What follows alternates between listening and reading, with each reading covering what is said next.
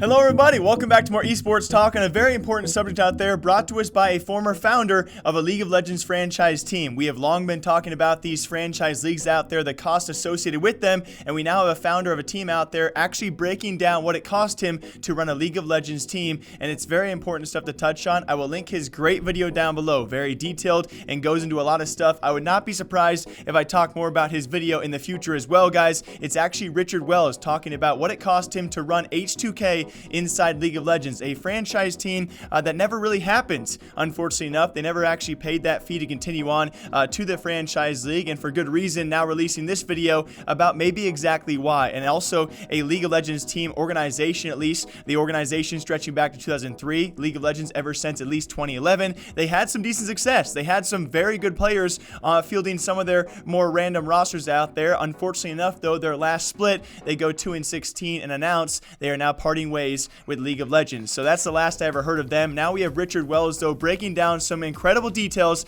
as to exactly what it cost him, as he did break it down euro by euro. First of all, for the player cost, the player salaries, of course, a large portion of that cost, 1.8 million euros apparently, according to him. Also support staff, nearly $300,000. Housing and legal fees pair up together for almost 100K, for a total of just over 2.2 million euros of cost for this team. Now he does also do a great job of letting us know, of course, and many of you guys know as well, some teams out there make more than others, especially when it comes to sponsorships, merch deals, so on and so forth. Some teams will make more than others, and when it comes time for player salaries and staff salaries, some organizations and teams will also be paying more than H2K did. So keep that in mind. Take what he says with a grain of salt. The league has changed a little bit in terms of revenue for teams, actually drastically, would touch on in a bit, either for better or for worse. Maybe some other teams will actually clarify that, as he does go on to talk about, though, what they were bringing in, and it's not even close to what they were shelling out. As apparently H2K was only bringing in $330,000 from their own sponsors, because Riot takes, at least at that time, a third of your sponsors that you bring in by yourselves. It was 500K, but actually after their third, 300,000 brought in from their own sponsors,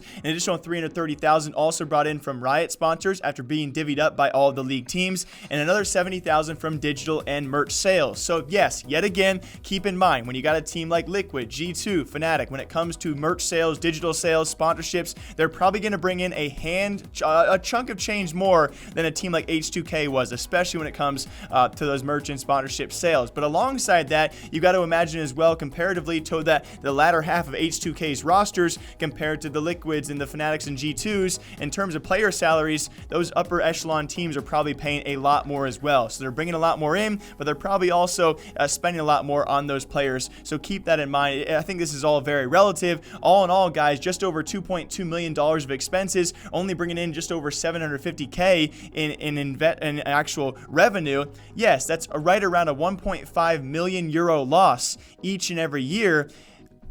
That's pretty insane for any founder to come out and say this. That's very shocking, because my mind, obviously it first goes to, of course, now a franchise league spot. You know, Echo Fox trying to sell their, at least for LCS spots, around $30+ million just to buy into a league where you could be losing money just holding down a roster. And again, this is only H2K. Let's say your upper echelon teams are making maybe a bit of money. Are they really making that much money, though, for a $30 million plus investment? And yes, you also take into effect a lot of these teams already in the league paid a much less of a price to get in the league. But still, when a team like H2K is losing 1.5 million euros per year, it's hard to see that many teams out there are actually making money from the franchise league. So I'm super excited to see if other teams out there will actually come out about this, because you don't have on H2K, at least at that time, you know, the salaries that some people like Doublelift or Jensen or Reckless or Perks are getting paid right now. So you got to imagine some teams out there are really eating their hand on running a League of Legends team, and I'm just very grateful for Richard Wells to actually come out about this kind of stuff and clear the air that, hey,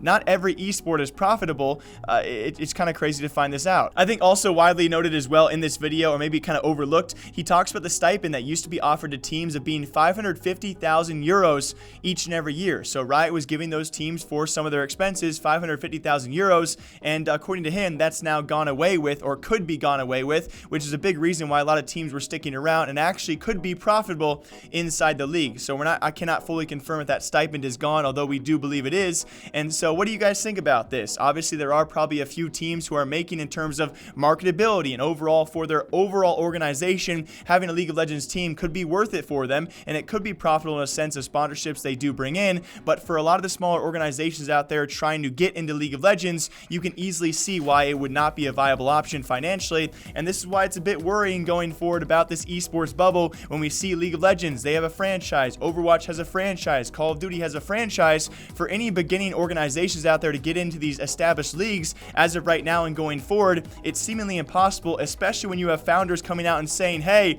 we lost a lot of money. Be careful, okay? So I will take what he said with a grain of salt. Either way, though, I love when we have founders and owners of these organizations come out and actually clear the air on what exactly is going on behind the scenes, a deeper knowledge that we really don't hear about on a daily basis out there. As always, my name is Jake. What do you guys think about this, huh? Pretty crazy news. I know we're going to have a few H2K haters out there.